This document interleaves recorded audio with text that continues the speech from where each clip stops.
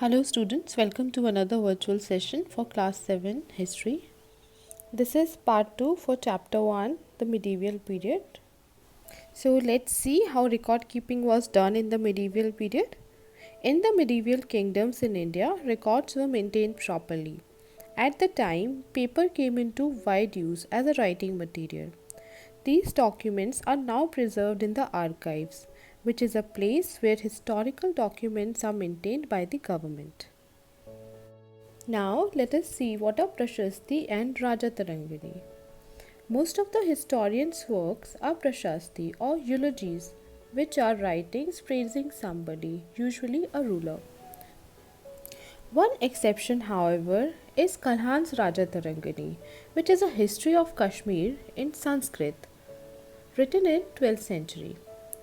As a true historian, Kalhans referred to different original documents, inscriptions, and coins to check the facts. Now, let us check out what are the problems faced by the historians. All the medieval documents were manuscripts, that means they were handwritten documents, as there was no printing press at the time. Scribes, that were the writers, made copies of original documents and some of them put in their own thoughts in their own language, changing the original text. Later, historians had to check these documents with the other sources to ascertain the truth in case the original document was lost. Another problem which confronts the historians is that the languages used in these documents have changed.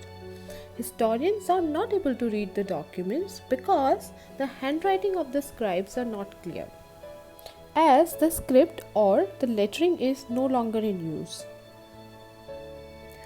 The term Hindustan is referred to different territories at different times. Around 3rd century Common Era, the southern part of the Indus plain was called Hindustan, as inscribed by the Sasanians of Persia, who ruled over this region. In the early medieval period, the Arabs referred to the land between the Indus and the Ganga Yamuna Doab as Hindustan. As its people, Hindu derived from the word Sindhus and Indus. In the later medieval period, the whole India except the extreme south was called Hindustan. Now, let us see what were the new groups that got absorbed into the caste system. The Rajputs, being heroic and noble, got the Kshatriya status or the warrior status. With the expansion of agriculture and trade, wealthy and rich landowners and traders acquired higher social status. Forest dwellers and tribe herders who took to agriculture got absorbed into Shudra caste. Now, let us see what were the new social and political groups that emerged in the medieval period. During the medieval period, many new social groups emerged. Some of these groups also became politically powerful. Among them was the Rajputs from the Rajasthan, the Sikhs, who were the religious groups of Punjab, the Jats of Haryana, who were the farmers, the Ahoms, who later conquered and ruled Assam, and the Marathas, who were the warriors of Maharashtra. High caste Brahmins entered the low caste professions like agriculture, trade, and craft in the medieval age. Now, let us see what is a subcaste or a jati. The growth of new professions gave rise to a large number of subcastes, each called a jati. A jati consisted of people who were in the same profession. Prominent among the jatis that emerged were the Kayasts, the subcaste of scribes. And the Brahmins became wealthy and powerful. Rulers patronized learned Brahmins and granted them tax-free lands. Thus, many Brahmins became wealthy and powerful. And so, the Brahmins started using their power to make caste rules and religious norms very rigid. Now, let us see what were some of the changes on the religious front. Hinduism went through some changes. New deities came to be worshipped. The tribal ideas of worship entered Hinduism. Building temple became an important activity. The deities worshipped in the temple often represented the qualities of an ideal king. Islam is the religion of the Muslim which arose in Arabia in the 7th century Common Era.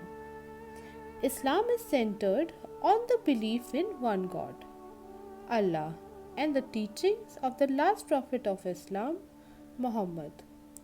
The teachings are contained in the holy book of Quran. Islam and India. Islam was brought to India by the Arab traders. Later, the Muslim conquerors ruled India according to Islamic laws and the ulama. Ulama are the experts in Islamic laws. They were also receiving their patronage from the conquerors. Among the various schools of Islamic law that had developed by this time, the Hanafi school became popular in India. It was the Turks that made it popular in India. The Bhakti movement. Towards the end of the ancient period, around 7th century Common Era, several religious thinkers of South India started challenging the Brahmin domination. They stressed on Bhakti, that is, personal devotion to God, without the help of the middleman, the priest. The Bhakti movement attracted people from all sections of society. Sufism. From around the 8th century Common Era, some Muslims began to be influenced by the Hindu, Greek, and Buddhist religious ideas. This gave rise to a different faith called Sufism. Sufi philosophy is Islamic. Beside devotion to one God, it teaches brotherhood among people. After the Turkish invasions, Sufism thrived in India. And that is all for today's session. Do remember to check out the exercise question in the description of the video. Thanks for joining. You all take care. Signing off. Bye-bye.